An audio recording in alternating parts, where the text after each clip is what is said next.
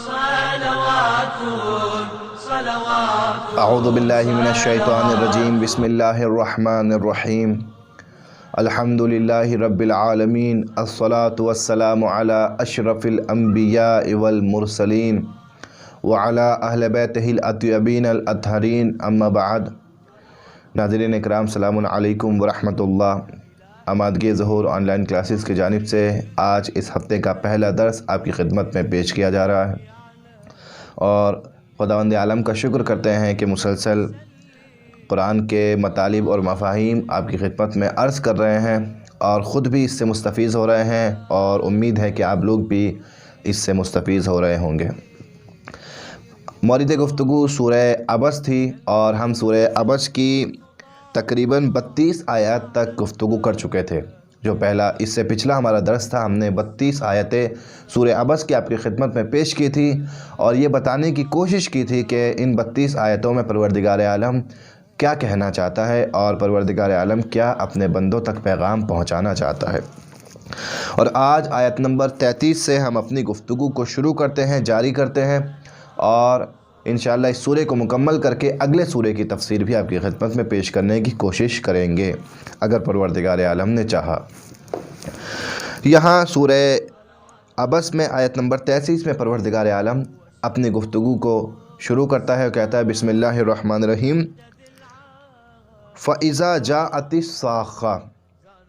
یہ تمام چیزیں جو پروردگار عالم نے اس سے پہلے بیان کی ہے کہ ہم نے تمہارے لیے یہ پھل پیدا کیے، تمہارے لیے اس طریقے کے میوے پیدا کیے، اور پھر آخر میں کہا کہ متاعا لکم ولانعامکم، یہ سرمایہ زندگی ہے تمہارے لیے اور تمہارے جانوروں کے لیے۔ اور ان سب نعمتوں کا ذکر کرنے کے بعد میں پروردگار کیا کہتا ہے فَإِذَا جَاءَتِ الصَّاخَّةُ، جب وہ شدید آواز آئے گی۔ یہاں صاخہ سے مراد شدید آواز ہے۔ شدید آواز اتنی شدید کہ جو انسان کے کانوں کو پھاڑ دے، ایسی شدید اور ایسی وحشتناک آواز ہو۔ اس آیت کو سن کر یہ بات بخوبی معلوم ہوتی ہے کہ یہ آیت بھی قیامت کے متعلق گفتگو کر رہی ہے، اور قیامت میں بھی اس سور کے متعلق گفتگو کر رہی ہے یہ آیت جو دوسری مرتبہ پھونکا جائے گا۔ صاخہ یعنی وحشتناک آواز، شدید آواز، انسان کے کانوں کو اذیت پہنچانے والی آواز۔ فَإِذَا جَاءَتِ الصَّاخَّةُ، اور یہ وہ دوسرا سور ہے کہ جو پھونکا جائے گا، اور جب دوبارہ محشر کی طرف لوگوں کو اٹھایا جائے گا اور لوگ زندہ دوبارہ ہوں گے اور محشر کی طرف جائیں گے۔ تو یہاں صاخہ سے مراد کیا ہے؟ صاخہ یعنی شدید آواز، وحشتناک آواز، اور مراد کیا ہے صاخہ سے؟ یعنی وہ دوسرا سور کہ جو پھونکا جائے گا اور دوبارہ لوگوں کو زندہ کیا جائے گا۔ سور پھونکنے کے بعد جیسے پچھلے سوروں میں کیفیت بیان کی گئی تھی قیامت کی کیا کیفیت ہوگی، یہاں بھی کیفیت کو بیان کیا جا رہا ہے، اور یہاں الگ زاویے سے کیفیت بیان ہو رہی ہے۔ یوم یفر المرء من اخیہ و امیہ و ابیہ و صاحبتہ و بنیہ لکل امرئ منہم یومئذ شأن یغنیہ۔ 4 آیتوں میں ایک بہترین عکاسی قیامت کی ہو رہی ہے۔ بہترین عکاسی، آپ اس کو محسوس کریں، اور اگر محسوس کر سکیں ان آیات کے تیور کو محسوس کریں تو ہمیں بخوبی معلوم ہوگا کہ قیامت کا عالم کیا ہوگا۔ آج دنیا میں ہم سب سے زیادہ نزدیک کس سے ہوتے ہیں؟ بھائی سے، اپنی والدہ سے، اپنے والد سے، اپنی بیوی سے، اپنے بچوں سے، اپنے دوستوں سے، اپنے گھر والوں سے، ان سے سب سے زیادہ نزدیک ہوتے ہیں۔ ہم ہمیشہ یہ چاہتے ہیں کہ ہم اپنے بھائیوں کو فائدہ پہنچائیں، ہم اپنے بھائیوں کے لیے فائدے کا سبب بنیں۔ لہٰذا وہ بات الگ ہے کہ کچھ بھائی یہ چاہتے ہیں کہ اپنے بھائیوں کو نقصان پہنچائیں، لیکن فطرت میں یہ ہے میں دوسروں کو فائدہ پہنچاؤں، اس سے بہتر یہ ہے کہ میں اپنے بھائی کو کیوں نہ فائدہ پہنچاؤں۔ میرے بھائی سے مجھ کو فیض حاصل ہو، مجھ سے میرے بھائی کو فیض حاصل ہو، یہ فطرت میں ہے انسان کی۔ لہٰذا انسان چاہتا ہے کہ اپنے بھائی کو فیض پہنچائے، اور آپ دیکھیں زندگی میں انسان اپنے بھائی کے لیے کیا کچھ نہیں کرتا۔ اگر بڑا بھائی ہے تو چھوٹے بھائیوں کے لیے کرتا ہے، اور چھوٹا بھائی ہے تو اپنے بڑے بھائی کے لیے اچھا چاہتا ہے، یعنی بھائی بھائی کے لیے بہتر چاہتا ہے اور بہتر کرنا چاہتا ہے۔ اسی طریقے سے بیٹا باپ کے لیے بہتر سے بہتر کرنا چاہتا ہے، یہ فطرت میں ہے انسان کی۔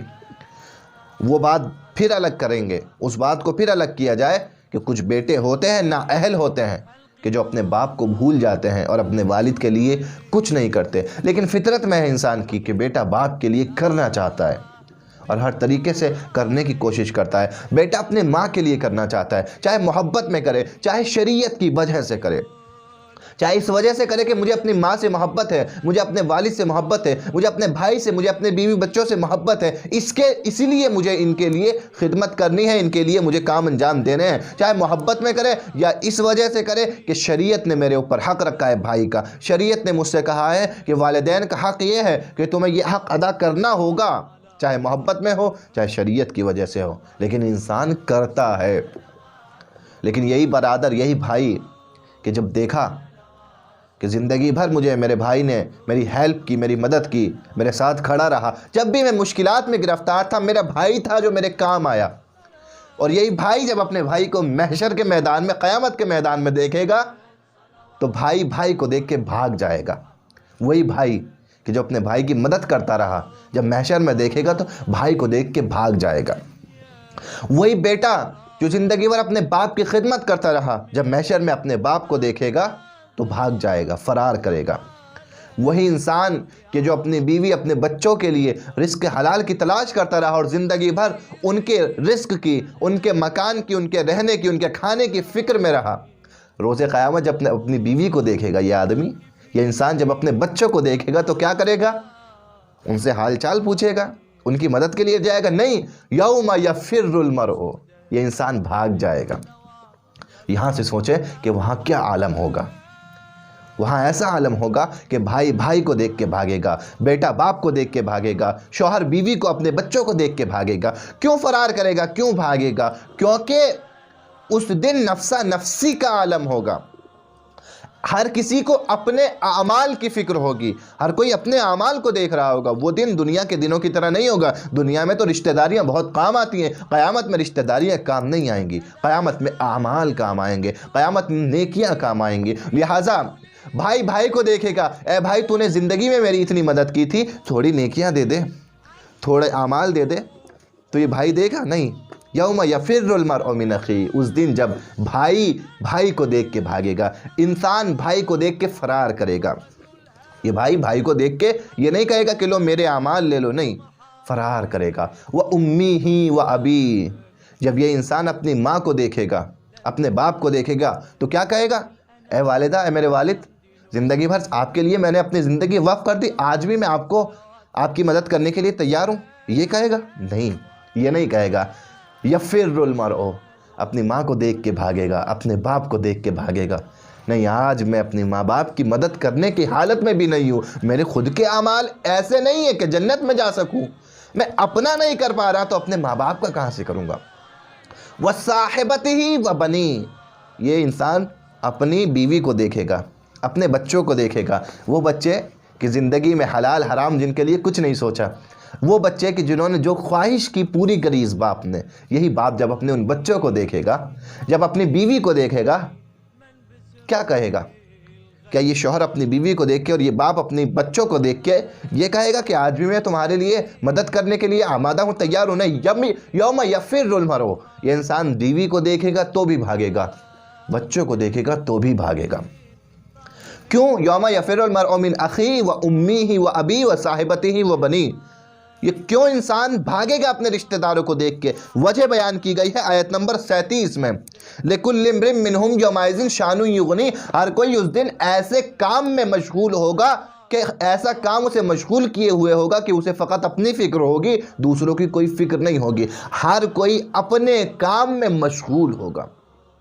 لِكُلِّ امْرٍ مِّنْهُمْ يَوْمَئِذٍ، اس دن ہر کسی کے لیے، سب کے لیے، کلی طور پر سب کے لیے ایسا کام ہوگا، منہم یومئذ شان یغنی، جو اسے اپنے میں مشغول کیے ہوئے ہوگا، ایسا کام ہوگا کہ جو انسان کو اپنے میں مشغول کیے ہوئے ہوگا، اور جب انسان اسی کام میں مشغول ہوگا تو دوسرے کام کی طرف توجہ نہیں ہوگی، اس کا نام اعمال اس کے ہاتھ میں ہے، وہ کبھی ادھر جا رہا ہے کبھی ادھر جا رہا ہے، اپنا کام کرا لے، اپنی بخشش کا انتظام کرا لے، فقط اس دن اپنے اعمال کام آئیں گے، ہماری نیکیاں کام آئیں گی۔ آج ہم کتنا بھی اپنے گھر والوں کے لیے کریں، وہ شریعت کی وجہ سے ہے، وہ محبت کی وجہ سے ہے، لیکن وہاں پر ہر انسان کو اپنا حساب و کتاب خود دینا ہوگا، خود اپنے حساب و کتاب کا ذمہ دار ہر انسان ہوگا۔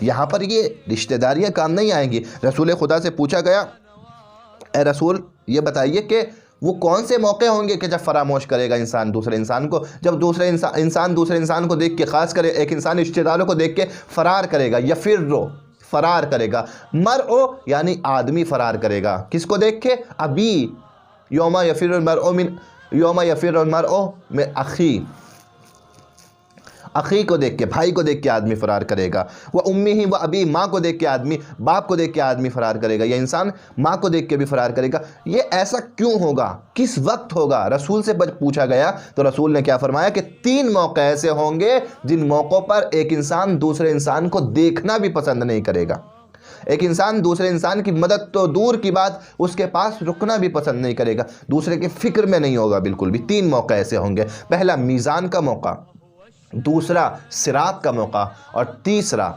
نامہ اعمال کا موقع۔ یہ 3 موقع ہوں گے، اور یہ 3 موقع کیسے ہوں گے؟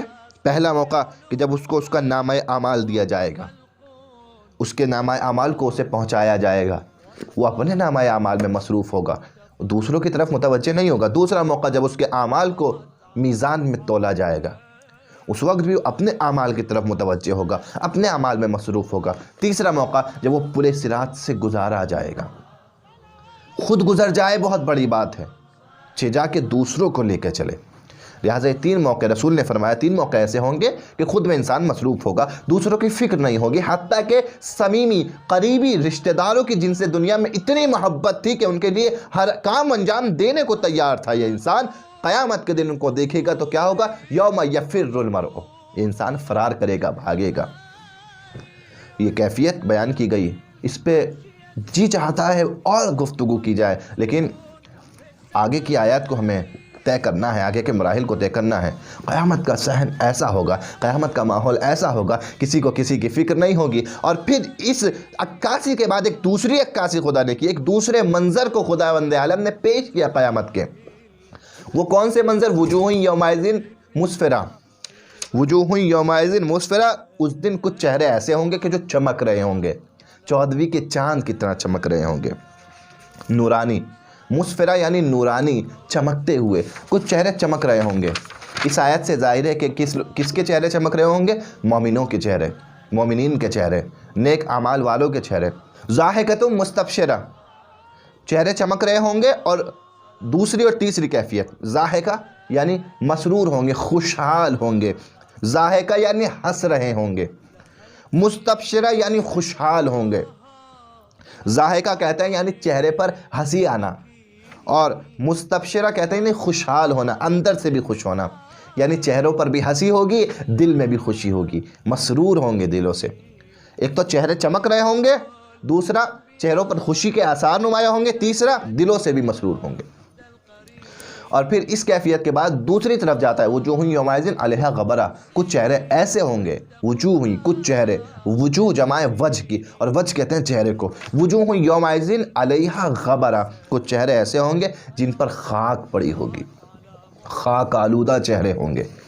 ایک طرف تو کچھ چہرے چمک رہے ہوں گے، دوسری طرف کچھ چہرے خاک آلودہ ہوں گے۔ یہ اس بات کی طرف علامت ہے کہ یہ لوگ اچھے لوگ نہیں تھے، ان کے اعمال کو قبول نہیں کیا گیا ہے۔ ترحقھا قطرہ، ان کے چہروں پر سیاہی پڑی ہوگی، ان کے چہروں پر تاریکی ہوگی، سیاہی ہوگی۔ اولئک هم الکفرۃ الفجرہ، یہ کون لوگ ہوں گے؟ یہی وہی لوگ ہوں گے کہ جن کا نہ عقیدہ درست تھا اور نہ عمل درست تھا۔ کفرہ، پہلے کفرہ سے مراد ایسے لوگ کہ جن کا عقیدہ درست نہیں تھا، جن کا خدا پر بھی ایمان نہیں تھا، رسول پر بھی ایمان نہیں تھا۔ فجرہ، جن کا عقیدہ درست تھا مگر عمل درست نہیں تھا، وہ لوگ فاجر تھے، نہ وہ لوگ اپنے اعمال کو دیکھتے تھے، نہ وہ لوگ اپنی زندگی میں حلال اور حرام کے پابند تھے۔ یہ وہ لوگ ہوں گے کہ جن کے چہروں پر خاک پڑی ہوئی ہوگی، جن کے چہرے سیاہ ہوں گے، جن کے چہرے کالے ہوں گے روز محشر۔ اور ان کیفیتوں کو پیش کرنے کے بعد پروردگار عالم یہاں اس سورے کو تمام کرتا ہے، لیکن اس کے بعد جو سورہ شروع ہوتا ہے سورہ تکویر، یہ سورہ بھی مکہ میں نازل ہوا اور 29 آیتیں اس سورے کی ہیں۔ اس سورے میں بھی تسلسل کے ساتھ میں وہی واقعات ہیں، بس فرق اتنا ہے کہ اس سورے میں جو ہم نے ابھی پڑھا ہے سورہ عبس، اب تک جو واقعات پڑھے تھے وہ نفخ دوم کے بعد کے واقعات تھے، یعنی دوسرا سور پھونکے جانے کے واقعات تھے، اور اس سورے میں جو واقعات ہیں وہ قیامت کے واقعات ہیں، یعنی پہلا سور پھونکے جانے کے واقعات ہیں، یعنی تباہی، جب دنیا کی تباہی ہوگی، دنیا تباہ کر دی جائے گی، اس وقت کیا حالات ہوں گے، یہ اس سورے میں بخوبی ہمیں معلوم ہوتے ہیں۔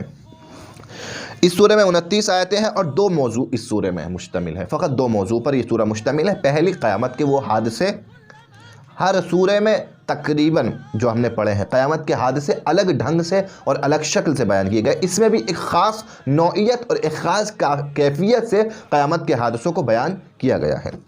اور دوسرا، عظمت قرآن بیان کی گئی ہے، قرآن کی عظمت، اس کو لانے والے کی عظمت، اس کو پہنچانے والے کی عظمت، یہ 3 عظمتیں بہت خوبصورت، عکاسی بہت خوبصورت کیفیت بیان کرنے کی۔ اور یہ سورہ شروع ہوتا ہے سورج کی تباہی سے، بسم اللہ الرحمن الرحیم، اذا الشمس کورت، جب سورج کو لپیٹ لیا جائے گا، اذا الشمس کورت یعنی سورج کو لپیٹ لیا جائے گا۔ ہمیں معلوم ہے کہ سورج آج کتنی ضروری چیز اس دنیا کے لیے ہے، اس جہان کے لیے ہے، اس یونیورس کے لیے ہے، پوری یونیورس کے لیے سورج ایک اہم اور مہم چیز کا نام ہے۔ لیکن جس دن، قیامت کے دن، سورج ہی لپیٹ لیا جائے، سورج ہی بے نور کر دیا جائے، یعنی اس دن ہماری دنیا ہی نہیں بلکہ یہ پوری یونیورس تباہ ہو جائے گی، اس پوری یونیورس کو پروردگار عالم تباہ کر دے گا۔ اذا الشمس کورت، جب سورج کو لپیٹ لیا جائے گا، اور ظاہر سی بات ہے جب وہ لپیٹ لیا جائے گا تو اس کا نور بھی ختم ہو جائے گا، اس سے جو فائدہ اس زمین کو پہنچتا تھا وہ فائدہ بھی ختم ہو جائے گا۔ اس کے بعد دوسری آیت میں پروردگار کہتا ہے وَإِذَا النُّجُومُ انْكَدَرَتْ، اور ستاروں کو بے نور کر دیا جائے گا۔ یہ بدیہی ہے، جب سورج بے نور ہو جائے گا تو ستارے خود بخود بے نور ہو جائیں گے، کیونکہ یہ سائنس نے بھی اس بات کو ذکر کیا ہے، بیان کیا ہے، اور اس بات کو قرآن مجید میں بھی یہاں بیان کیا جا رہا ہے کہ ستاروں کا اپنا خود نور نہیں ہوتا، یہ جو نور، یہ جو چمکتے ہیں، یہ سورج کے نور سے لائٹ لے کر، روشنی لے کر چمکتے ہیں۔ لہٰذا جس وقت سورج بے نور ہوگا اس وقت ستارے خود بخود بے نور ہو جائیں گے۔ وَإِذَا النُّجُومُ انْكَدَرَتْ، یہ ستارے آپس میں ٹکرائیں گے اور پھر سقوط کر جائیں گے، یعنی خاموش ہو جائیں گے، یعنی وہی مفہوم، یہ ستارے بھی خاموش کر دیے جائیں گے، یا نہ ستاروں کا نور باقی ہوگا اور نہ سورج کا نور باقی ہوگا۔ اور پھر تیسری آیت میں پہاڑوں کی کیفیت، جیسے اس سے پہلے سورہ نبا میں بھی پہاڑ کی کیفیت تھی، اس میں بھی پہاڑ کی کیفیت ہے۔ وَإِذَا الْجِبَالُ سُيِّرَتْ، اور جس دن پہاڑ چلا دیے جائیں گے، پہاڑ چلنے لگیں گے۔ یہاں چلنے سے مراد وہی ہے کہ مثلا پہاڑ جو ہیں وہ بھی تباہ کر دیے جائیں گے، پہاڑ برباد کر دیے جائیں گے۔ چوتھی آیت میں وَإِذَا الْإِشَارُ عُطِّلَتْ، اشار کہتے ہیں باردار اونٹنیاں، وہ اونٹنیاں کہ جو حمل میں ہیں، جو نزدیک ہے کہ بچہ پیدا کرنے والی ہیں، جو بچہ جننے والی ہیں، وہ اونٹنیاں۔ عُطِّلَتْ یعنی بیکار کر دی جائیں گی، چھوڑ دی جائیں گی، بے پرواہ چھوڑ دی جائیں گی اونٹنیاں۔ یہ ایک کہاوت ہے، وہ اونٹنیاں کہ جن کے نزدیک ہے کہ جو بچہ جننے والی ہیں، وہ اونٹنیاں عرب میں بڑی قیمتی اور نفیس قیمتی چیز سمجھی جاتی تھی، یعنی وہ اونٹنی جو بچہ دینے والی قیمتی ہے، کیونکہ ایک بچہ، اونٹ کا بچہ ایک اس دنیا میں آنے والا ہے، اور اونٹنی کا مالک جو ہے وہ ایک اونٹ کے ایک بچے کا اور مالک بننے والا ہے، اس کی ملکیت میں اضافہ ہونے والا ہے، اور پھر وہ دودھ دینے کے لیے بھی آمادہ ہو جائے گی، اور اس سے بھی یہ انسان استفادہ کرے گا۔ لہٰذا ایک قیمتی چیز ہے اشار، وہ اونٹنی کہ جو بچہ جننے والی ہو، وہ اونٹنیاں بیکار کر دی جائیں گی، چھوڑ دی جائیں گی اپنے حال پر، یعنی انسان اپنے ہر مال کو، اپنے قیمتی اموال کو، جو اس کو سب سے عزیز ہوگا، ان کو چھوڑ دے گا جب قیامت نمودار ہوگی، ان سے بے پرواہ ہو جائے گا، ان کو ترک کر دے گا۔ وَإِذَا الْإِشَارُ عُطِّلَتْ، فراموش کر دے گا، کسی چیز کو چھوڑ دینا، کسی چیز کو فراموش کر دینا، یعنی اب اسے اپنے اس مال کی فکر نہیں ہوگی، اب اسے اس قیامت کے واقعے کی فکر ہوگی کہ یہ کیا ہونے لگا۔ وَإِذَا الْوُحُوشُ حُشِرَتْ، پانچویں کیفیت جو بیان کی گئی ہے وہ وحشی جانوروں کی گئی ہے۔ وَإِذَا الْوُحُوشُ حُشِرَتْ، جب یہ وحشی جانور جمع کر دیے جائیں گے، اور ظاہراً ہم اس بات کو جانتے ہیں کہ جانوروں کا نہ کوئی حساب ہوگا، نہ کوئی حساب و کتاب ہوگا، نہ ان کے لیے جزا و سزا کا انتظام ہے۔ تو سوال یہ پیدا ہوتا ہے وہ جمع کیوں کیے جائیں گے؟ تو جواب یہاں مفسرین دیتے ہیں کہ قیامت کی وحشت ایسی ہوگی کہ انسان تو انسان، جانور بھی گھبرا کر آپس میں اکٹھا ہو جائیں گے۔ اتنی گھبراہٹ اور اتنا خوف جانوروں پر ہوگا قیامت کا کہ وہ بھی آپس میں جمع ہو جائیں گے کہ یہ آخر کیا ہونے والا ہے۔ یہ ان کے لیے کوئی ان کا حساب و کتاب نہیں ہوگا، لیکن ان کا جمع ہو جانا خود قیامت کے خوف کو بتا رہا ہے کہ کتنا خوفناک قیامت میں واقعہ پیش آئے گا۔ وَإِذَا الْبِحَارُ سُجِّرَتْ، اور دریاؤں کو بھڑکا دیا جائے گا، دریاؤں میں آگ بھڑکا دی جائے گی۔ ظاہراً یہ بات انسان اگر اس میں پہلی بار میں سنے تو یہی کہے گا کہ آگ پانی میں کیسے لگ سکتی ہے، لیکن خدا کہہ رہا ہے کہ پانی میں بھی آگ لگے گی۔ کیسے؟ علماء بیان کرتے ہیں کہ پانی آکسیجن اور ہائیڈروجن سے مل کر بنا ہے، اور آکسیجن بھی اس میں آکسیجن میں بھی یہ حالت ہے کہ آگ قبول کر لیتا ہے، اور ہائیڈروجن میں بھی یہ حالت ہے کہ آگ قبول کر لیتی ہے۔ یہ دونوں جو گیس ہے، ہائیڈروجن اور آکسیجن، یہ دونوں آگ کو قبول کرتی ہے، لیکن خود پانی آگ کو بجھاتا ہے۔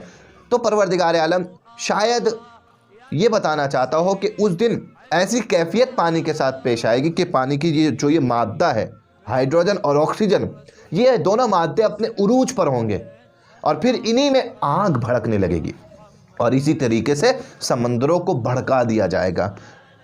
یہ قیامت کے بہرحال وہ مناظر ہے کہ جن کی پوری کیفیت ہم ابھی بیان نہیں کر سکتے۔ جب قیامت پیش آئے گی تبھی انسان حقیقت سے تبھی واضح ہوگا، تبھی انسان حقیقت سے آگاہ ہوگا۔ لیکن یہاں یہی مراد ہے کہ اس وقت دریاؤں میں آگ بھڑکا دی جائے گی۔ وَإِذَا النُّفُوسُ زُوِّجَتْ، اور اس وقت نفسوں کو، اس وقت تمام لوگوں کو ایک ساتھ اکٹھا کر دیا جائے گا، جمع کر دیا جائے گا۔ زُوِّجَتْ یعنی جوڑ دیا جائے گا۔ اب کس کے ساتھ کس کو جوڑا جائے گا؟ دو احتمال ہے۔ پہلا احتمال یہ ہے کہ جانوں کو جسموں کے ساتھ دوبارہ جوڑ دیا جائے گا، یعنی دوبارہ مردوں کو زندہ کر دیا جائے گا۔ اور دوسرا احتمال جو مفسر اور تفسیر نمونہ، صاحب تفسیر نمونہ آیت اللہ مکارم شیرازی بھی لکھتے ہیں، اس کو بیان کرتے ہیں کہ نیک لوگوں کو نیک لوگوں کے ساتھ اور برے لوگوں کو برے لوگوں کے ساتھ جوڑ دیا جائے گا۔ یعنی نیک لوگ نیک لوگوں کے ساتھ، مومنین مومنین کے ساتھ کھڑے ہوں گے، اور بدکار بدکاروں کے ساتھ، کافر کافروں کے ساتھ، بدر اور فاسقین فاسقوں کے ساتھ کھڑے ہوں گے۔ یعنی ایسا نہیں ہوگا کہ جیسے دنیا میں سب ایک ساتھ زندگی گزارتے ہیں، مومن بھی، منافق بھی اور باقی لوگ بھی۔ قیامت کے میدان میں سب کو الگ الگ کھڑا کیا جائے گا، سب کو الگ الگ اکٹھا کیا جائے گا۔ یہ دو احتمال یہاں پر موجود ہیں۔ اور پھر یہاں پر آیت نمبر 8 میں وَإِذَا الْمَوْءُودَةُ سُئِلَتْ بِأَيِّ ذَنبٍ قُتِلَتْ، یہ دو آیتیں اہم ہیں۔ وَإِذَا الْمَوْءُودَةُ سُئِلَتْ وہی بہت زیادہ مشہور آیت جو ہم نے سنی ہے، مصائبہ میں بھی اکثر اس آیت کو پڑھا جاتا ہے، مگر اس آیت میں موعدہ سے مراد کیا ہے؟ وہ لڑکی کہ جو زندہ دفن کر دی گئی، اس کو موعدہ کہتے ہیں۔ سُئِلَت سوال پوچھا جائے گا، اس دن اس لڑکی سے بھی سوال پوچھا جائے گا، اس کو زندہ کیا جائے گا۔ یعنی جس کو تم نے بے ارزش سمجھا، جس کی تم نے اتنی بھی اہمیت نہ سمجھی کہ وہ لڑکی زندہ رہ سکے، اور اسے زندہ ہی تم نے دفن کر دیا، خداوند عالم اس کو بھی اٹھائے گا اور اس سے بھی سوال کرے گا۔ البتہ تم سے جو سوال ہوں گے وہ الگ ہوں گے، اس سے جو سوال ہوگا وہ یہ ہوگا بِأَيِّ ذَنبٍ قُتِلَتْ، تجھے کس جرم پر قتل کیا گیا۔ یہ اشارہ کر رہا ہے کہ جاہلیت کے زمانے کا سب سے برا عمل یہ تھا کہ وہ اپنی بیٹیوں کو زندہ دفن کر دیا کرتے تھے، اور اسی عمل کی قرآن مجید نے عکاسی کی ہے کہ تمہارے اس عمل کو قیامت میں بھی آشکار کیا جائے گا، اور اس بیٹی سے پوچھا جائے گا کہ اسے کس جرم میں تم نے دفن کیا تھا، وہ کس جرم میں ماری گئی ہے۔ لہٰذا یہ قیامت کے دن ایک جاہلیت کا ایک ایسا واقعہ یاد دلا رہا ہے پروردگار کہ جس سے معلوم ہوتا ہے کہ خدا جس سے ناراض ہے۔ لہٰذا اسی لیے بتا رہا ہے کہ تم نے جس کو بے اہمیت سمجھا، اس کو خدا اتنی اہمیت دے گا کہ قیامت میں اسے اٹھائے گا اور اس سے سوال کرے گا بِأَيِّ ذَنبٍ قُتِلَتْ، تجھے کس بنا پہ قتل کیا گیا۔ یہاں تو یہ زندہ درگور بیٹیوں کے بارے میں آیت ہے۔ ہم کہتے ہیں مصائبوں میں کیوں کہتے ہیں؟ کبھی جناب علی اصغر کے لیے سنتے ہیں، کبھی ہم کسی اور کے لیے سنتے ہیں بِأَيِّ ذَنبٍ قُتِلَتْ، بِأَيِّ ذَنبٍ قُتِلَتْ۔ جب بھی دیکھتے ہیں کوئی ناحق مارا گیا تو نعرہ اٹھتا ہے بِأَيِّ ذَنبٍ قُتِلَتْ۔ تو جب یہ آیت منسوب ہے دور جاہلیت میں درگور ہوئی بیٹیوں سے، تو ہم یہ آیت کو کیوں استعمال کرتے ہیں مصائبوں کے لیے یا دیگر جگہ پر؟ عزیزان گرامی، امام باقر علیہ السلام سے پوچھا گیا کہ بِأَيِّ ذَنْبٍ قُتِلَتْ سے مراد کیا ہے، تو امام باقر علیہ السلام نے فرمایا منظور کسانی است کہ در راہ محبت و دوستی میں کشتے می شود۔ بِأَيِّ ذَنْبٍ قُتِلَتْ سے مراد وہ لوگ ہیں کہ جو ہماری محبت اور ہمارے عشق میں مارے جائیں۔ یہاں امام نے بتا دیا کہ فقط وہی مراد نہیں ہے کہ جو زندہ درگور کر دی گئی بیٹیاں، بلکہ وہ لوگ کہ جو اہل بیت کی محبت میں مارے گئے، وہ لوگ بھی قیامت کے میدان میں اٹھائے جائیں گے اور سوال کیا جائے گا بِأَيِّ ذَنْبٍ قُتِلَتْ۔ یعنی یہ امام کا بتانا اس بات کو تو ثابت کرتا ہے کہ اگر کربلا کے لیے، کربلا میں جو ظلم ہوا ہے اس کے لیے اس آیت کا استعمال کرتے ہیں تو غلط نہیں ہے، بِأَيِّ ذَنْبٍ قُتِلَتْ، کیونکہ وہاں بھی خدا کی محبت میں، خدا کے عشق میں، دین کی محبت میں بے گناہ لوگوں کو قتل کیا گیا۔ اب جناب علی اصغر کے لیے چاہے اس آیت کا استعمال کیا جائے یا کسی اور کے لیے، امام کی اس حدیث سے روشن ہوتا ہے۔ لیکن پھر بھی ہم یہ کہیں گے کہ ظاہر، آیت کے ظاہر سے مراد وہی زندہ درگور لڑکیاں ہیں، لیکن آیت کے باطن سے مراد یہ چیزیں بھی ہو سکتی ہیں، لہٰذا خود کیونکہ علماء نے ان کو بیان کیا ہے۔ اور پھر اس کے بعد میں آیت نمبر 10 میں قیامت کے پھر دوبارہ وَإِذَا الصُّحُفُ نُشِرَتْ، اور جب نامہ اعمال کھول دیے جائیں گے، صحف یعنی نامہ اعمال، نشرت یعنی کھول دیے جائیں گے۔ نامہ اعمال کھولنا مطلب ظاہر ہو جائیں گے، اپنے اعمال کا سب کو پتہ ہو جائے گا، میں نے کیا کیا، اس نے کیا کیا، فلاں شخص نے کیا کیا، کھول دیا جائے گا۔ کھولنے سے مراد معلوم ہے کیا ہے؟ کھولنے سے مراد یہ ہے کہ خود انسان بھی دیکھے گا اور دوسرے بھی دیکھیں گے کہ اس نے کیا کیا ہے، یہ ہے مراد۔ یعنی خود انسان بھی دیکھے گا اپنے نامہ اعمال کو، میں نے کون کون سی برائیاں، کون کون سی اچھائیاں انجام دی ہے، اور اس کے علاوہ دوسرے افراد بھی اس کا مشاہدہ کریں گے، نظارہ کریں گے۔ اور یہ بات بخوبی واضح ہے کہ ہمارے نامہ اعمال لکھے جا رہے ہیں، یہ بات الگ۔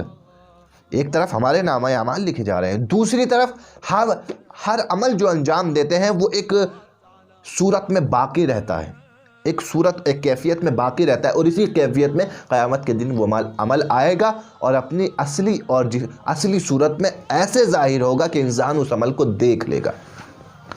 یا اس کو ایسے سمجھانے کے لیے کہیں کہ وہ جو عمل، ہر کام کو کوئی انسان کرتا ہے ایک انرجی کے صورت میں باقی رہتا ہے۔ ایک آواز بھی میری زبان سے نکل رہی ہے اور میں خاموش ہوتا ہوں تو یہ آواز بھی اس فضا میں باقی رہے گی، اس کا ایک اثر باقی رہے گا، ہر عمل باقی رہے گا۔ ایک طرف نامہ اعمال لکھے جا رہے ہیں، ایک طرف یہ عمل باقی ہے، دوسری طرف خدا بھی گواہ ہے اور ہمارے اعضاء و جوارح بھی گواہی دیں گے۔ کتنے لوگ ہمارے خلاف ہوں گے؟ ہمارا نامہ اعمال ہماری برائیوں کو بتائے گا، ہمارا خود عمل مجسم ہو جائے گا اور ہماری برائیوں کو بتائے گا۔ خدا خود کہے گا کہ میں نے خود دیکھا ہے، ہمارے اعضاء و جوارح خود ہماری شکایت کریں گے، اور اس کے علاوہ جو ائمہ ہم پر شاہد ہیں اور ہمارے نامہ اعمال کو دیکھ رہے ہیں، لہٰذا کہیں سے راہ فرار نہیں ہے، بڑا سخت مرحلہ ہے۔ وَإِذَا الصُّحُفُ نُشِرَتْ، نامہ اعمال کو کھول دیا جائے گا۔ وَإِذَا السَّمَاءُ كُشِطَتْ، اور آسمان کے پردے ہٹا لیے جائیں گے۔ کوشتت کہتے ہیں جیسے کسی جانور کی خال کو اتارنا، اس کو بھی کوشتت کہتے تھے، اور پھر اس کے بعد پردوں کو ہٹا دینا، اس کو بھی کوشتت کہتے ہیں۔ یعنی آسمان کے پردے ہٹا لیے جائیں گے سے کیا مراد ہے؟ یعنی آسمان کو کھول دیا جائے گا اور یہ زمین والے بالا اوپر کی حقیقت سے آگاہ ہو جائیں گے، یا جب دیکھیں گے جو بھی حقیقتیں ہیں سب نظر آنے لگے گی۔ لہٰذا ہماری دنیا کے اور اس دنیا کے درمیان ایک پردہ ہے، اس پردے کو ہٹا دیا جائے گا اور ہم اس دنیا کا مشاہدہ اپنی آنکھوں سے کر سکیں گے۔ اور پھر جب ہم کر لیں گے، ظاہر سی بات ہے، پردہ ہٹا دیا جائے گا تو وہ چیزیں ظاہر ہو جائیں گی جن چیزیں اب تک ہمارے لیے ظاہر نہیں تھی۔ اب تک ہم نے سنا تھا جہنم، اب تک ہم نے سنا تھا جنت، لیکن ظاہر نہیں تھی۔ لیکن جیسے کہ وَإِذَا السَّمَاءُ كُشِطَتْ، آسمان کے پردے ہٹا دیے جائیں گے، اور پھر کہتا ہے وَإِذَا الْجَحِيمُ سُعِّرَتْ، اور پھر آگ بھڑکا دی جائے گی۔ جہیم یعنی جہنم، جہنم کی آگ بھڑکا دی جائے گی، کیونکہ جب دیکھے گا، پردے کھول دیے جائیں گے آسمان کے، تو جہنم کی آنکھ کو دیکھے گا کہ جہنم میں آگ بھڑکائی جا رہی ہے۔ اور پھر دوسری طرف وَإِذَا الْجَنَّةُ أُزْلِفَتْ، اور جنت قریب کر دی جائے گی، نزدیک ہو جائے گی، ازلفت یعنی نزدیک، اس کا مطلب کیا ہے؟ یعنی مومنوں کو جنت میں جانے میں دیر نہیں لگے گی، یعنی بہت جلدی اور بہت آسانی سے مومنین جنت میں پہنچ جائیں گے، نزدیک کر دی جائے گی۔ یہاں تو کہہ رہا ہے وَإِذَا الْجَنَّةُ أُزْلِفَتْ، جنت نزدیک کر دی جائے گی، کس کے لیے نزدیک کر دی جائے گی یہ یہاں نہیں بتایا، یہ بتایا سورہ شعراء آیت نمبر 90 میں أُزْلِفَتِ الْجَنَّةُ لِلْمُتَّقِينَ، متقیوں کے لیے جنت نزدیک کر دی جائے گی۔ اور یہ سارے اعمال پیش آئیں گے، یہ سارے واقعات، یہ سارے حادثے پیش آئیں گے، یہ سارے حادثے جو پیش آئیں گے کیوں پیش آئیں گے، ان کا نتیجہ کیا ہوگا؟ اب نتیجہ کیا رہا ہے؟ علمت نفس ما احضرت، ہر کوئی آگاہ ہو جائے گا کہ وہ کیا لے کر آیا ہے، ما احضرت، اس نے نامہ اعمال میں کیا حاضر کیا خدا کے سامنے، ہر کوئی یہ دیکھ لے گا، ہر کوئی یہ سمجھ جائے گا کہ اس نے نامہ اعمال میں کیا لکھا ہے اور کیا وہ خدا کے سامنے لے کر آیا ہے۔ علمت نفس ما احضرت۔ اور یہاں پر پروردگار عالم نے قیامت کی گفتگو کو، پہلے موضوع کو ختم کر دیا اور تمام کر دیا، اور پہلے موضوع کو تمام کرنے کے بعد اب پروردگار دوسرے موضوع کی طرف آتا ہے کہ جو دوسرا موضوع ہے اس میں پروردگار پہلے قرآن مجید کی اہمیت کو بیان کرتا ہے، قسم کھاتا ہے پہلے، اور قسم کھا کے قرآن کی اہمیت کو، اس قرآن کو لانے والے جناب جبریل کی فضیلت کو بیان کرتا ہے، اور جناب جبریل کے صفات بیان کرتا ہے۔ خداوند عالم نے جناب جبریل کی بھی فضیلتیں بیان کی ہیں، اور پھر اس کے بعد خود رسول کی فضیلت کو بیان کر کے آخر میں اس سورے کے نتیجے کے طور پر ایک اہم مسئلے کا حل بتا رہا ہے کہ جس مسئلے میں زمانہ ہمیشہ سے دوچار رہا ہے، اور جس مسئلے میں ہمیشہ سے زمانہ غم و پیش کا شکار رہا ہے، جس مسئلے میں ہمیشہ سے زمانہ کنفیوز رہا ہے، پریشان رہا ہے کہ اس کا حل کیا ہے۔ لہٰذا اگلا حصہ بھی بہت اہم ہے، اگلا حصہ بھی بہت ضروری ہے۔ انشاءاللہ اگلے حصے کو اگلے جلسے میں آپ کی خدمت پہ بیان کیا جائے گا۔ پروردگار سے دعا ہے کہ پروردگار جو ہم نے پڑھا ہے، جو ہم نے حاصل کیا ہے، اسے سمجھنے کی اور اس پر عمل کرنے کی ہمیں توفیق عطا فرما۔ والسلام علیکم ورحمۃ اللہ وبرکاتہ۔